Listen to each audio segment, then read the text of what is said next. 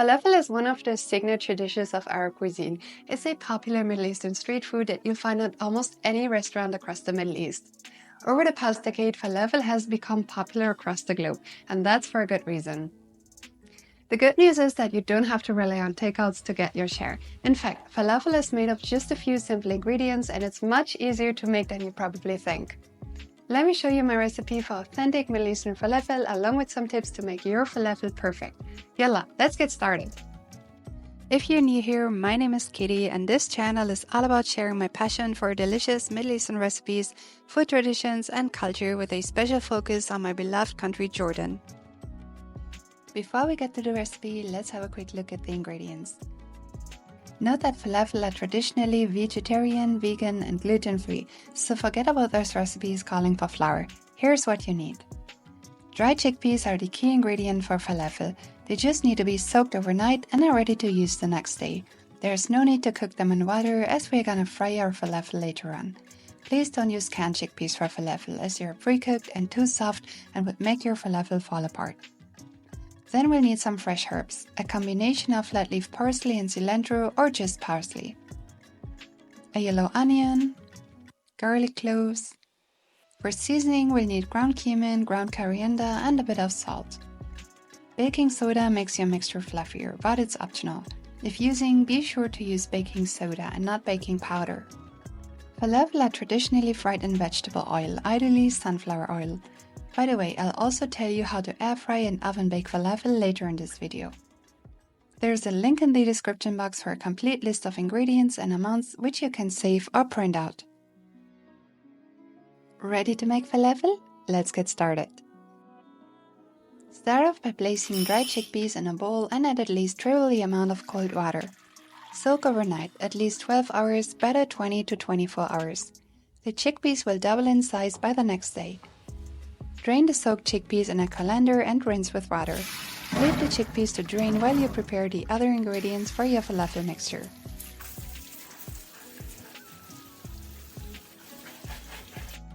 Let's get to our vegetables. I'm gonna start with the herbs. It's important when using fresh herbs to not use the thick stems. Use a kitchen knife to trim off the large stems at the bottom of the bunch. It's okay to use the small stems between the leaves. Roughly chop the leaves to make it a little easier for your food processor.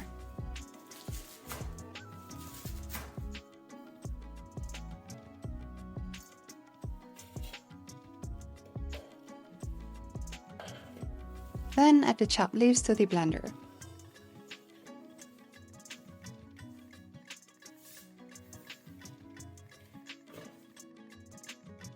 Peel a garlic clove, cut off the ends, chop and add to the food processor.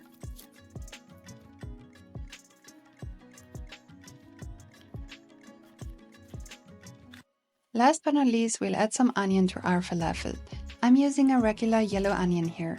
Simply cut off the ends, remove the peel, cut the onion into quarters and add it to the other ingredients in the food processor. Next, we're gonna add our dried chickpeas to the food processor and blend all the ingredients for 4 to 5 minutes.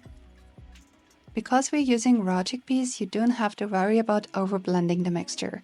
In fact, it's important to get a texture similar to coarse sand for our falafel, without large chunk of chickpeas or herbs. If you have a small blender, it's best to blend in multiple batches. Be sure to always add a bit of all ingredients for every batch.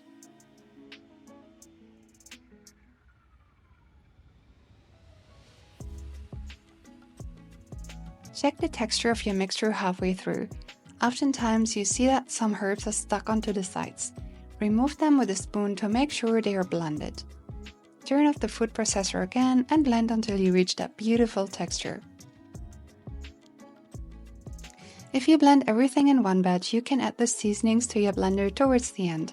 If you make multiple batches, it's better to add it later to ensure all of your falafel dough has the right amount of spices.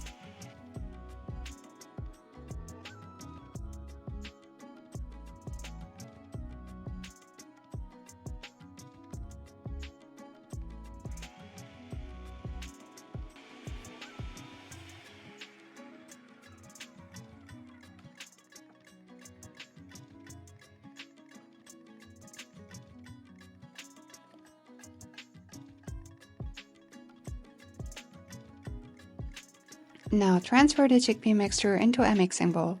It will be a bit too moist at this stage to work with. Cover it and refrigerate for about an hour.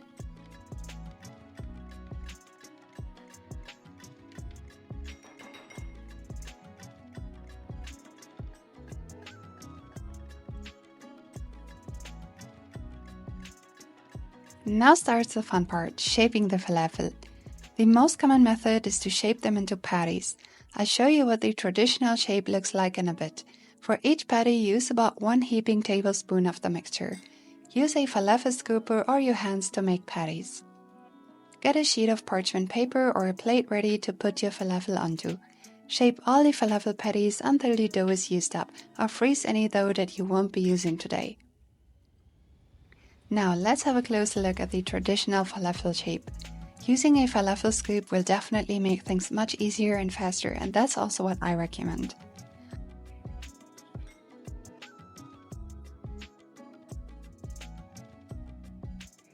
Pull down the little handle on your falafel scooper to open it, then grab some falafel dough. Use a small spatula or a spoon to scrape down the sides.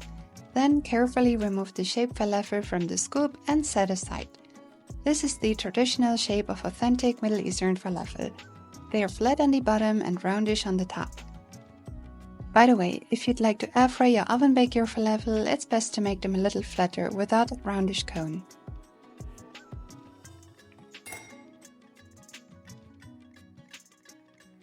Next, heat sunflower oil in a deep fryer or frying pan. It should reach around 175 degrees Celsius or 350 degrees Fahrenheit. To test if the oil is hot, you can add a small piece of dough in the oil. If it sizzles and floats up to the surface, the oil is hot. Add the falafel into the hot oil one by one. Be sure not to overcrowd the pan. Don't touch the falafel to allow them to crisp up. Fry for 3 to 4 minutes until golden brown. Then remove them from the oil and fry the second and third batch or as many as you're making. By the way, deep frying is the traditional way of making falafel, but you can also air fry or oven bake them.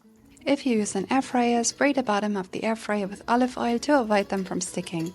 Place the patties into the air fryer, spray them with some olive oil and air fry them for 7 to 8 minutes at 200 degrees Celsius or 390 degrees Fahrenheit. Flip around and air fry for another 7 to 8 minutes.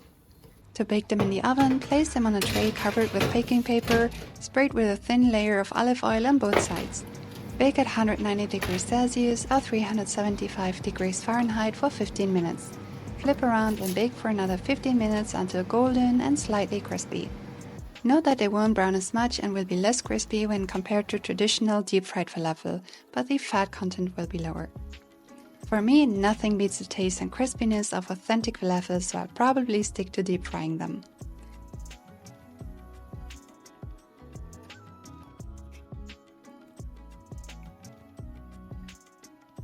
Once your falafel are done, be sure to serve them with Arabic bread or pita bread, falafel sauce, hummus, salad, french fries, or any other dishes of your choice.